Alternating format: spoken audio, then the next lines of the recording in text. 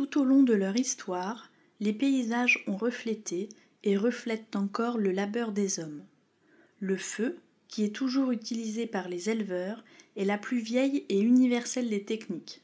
C'est seulement au cœur ou vers la fin de l'hiver, et à condition qu'il n'y ait pas de vent, que le feu est démarré au sommet d'un versant au moment du lever du soleil.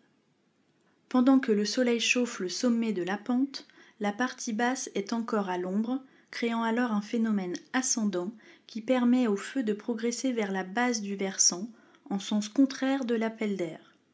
Le feu peut progresser lentement et les flammes se réduisent peu à peu.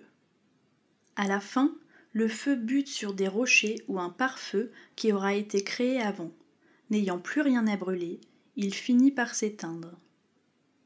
Tous les 2 ans, le feu recrée le paysage en éloignant les arbrisseaux et en favorisant la pousse de l'herbe nécessaire aux troupeaux. Les pâturages en sous-bois donnent de curieux paysages, tandis que les arbres peignent des anciennes haies bordent encore les vieux chemins de transhumance.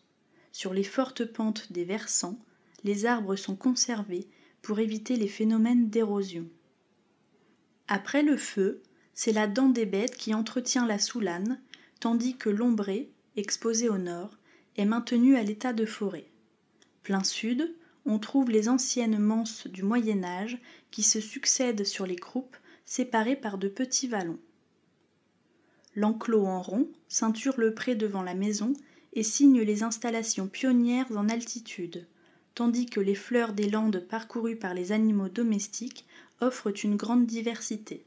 Vous trouverez par exemple la grassette carnivore près des points d'eau.